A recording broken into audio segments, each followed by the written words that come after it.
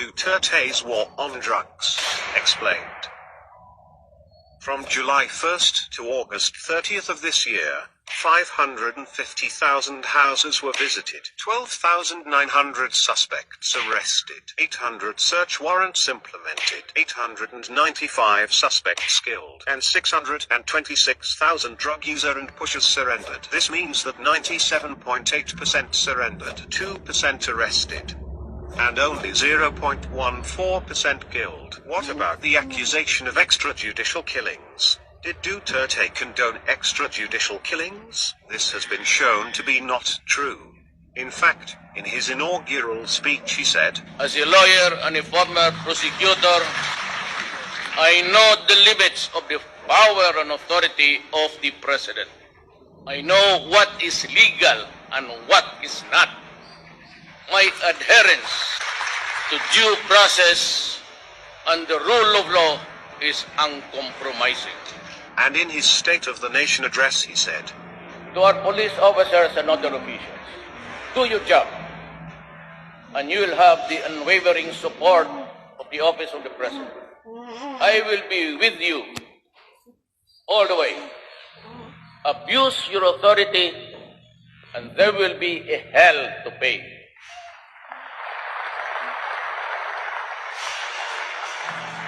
For you will have become worse than criminality itself.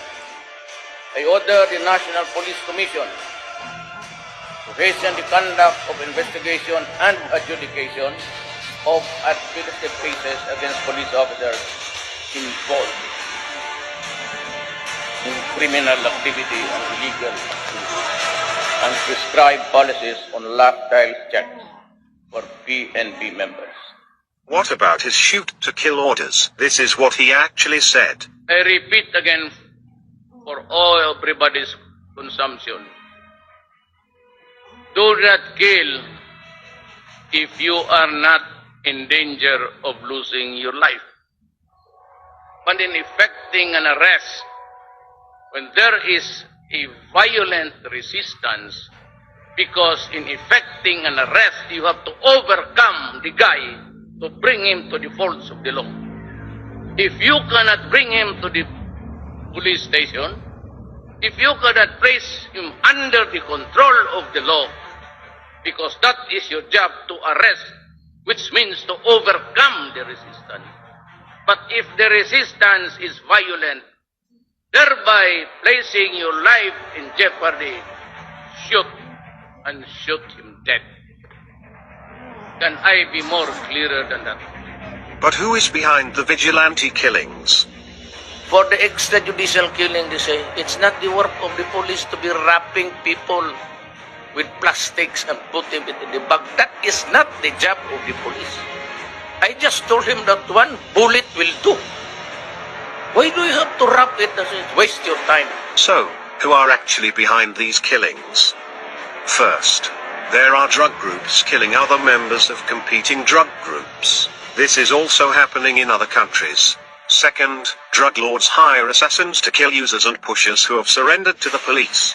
This is to silence them and prevent them from exposing the drug lords. There are also other deaths unrelated to the war on drugs, which are blamed on Duterte. The opposition who controls most of the local media blame these deaths to Duterte to make him appear as a mass murderer. Pero yung pinatay na hindi natin na binalot ng mga sako, binalot na plastic, the police, I assure you, would not waste their time on that. So kung pati ba naman yan isalay ninyo na wala akong kamuang-muang, pakisali na lang po sa namatay ng lahat dyan sa punerarya, pati yung may mga cancer, isali na lang ninyo. May mga diabetes, may mga... Kasi yung lahat na nakita ninyong patay, binibilang ninyo sa akin. Baka yung gusto ninyo, yung taga-Davao dito, magbilang ako sa punerarya, lahat ng patay. Bakit lang yan ang binabalot ng mga sako? Because the accusation itself is very stupid. It assumes right away na yung may patay dyan, gobyerno ang pumatay. Police officers found involved in drugs are relieved, investigated, and prosecuted. In fact, Duterte publicly named officials involved in drugs. There are generals, police officials, congressmen, mayors, judges, and a senator.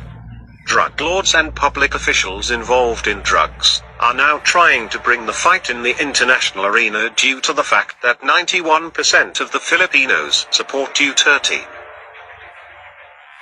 Will they succeed?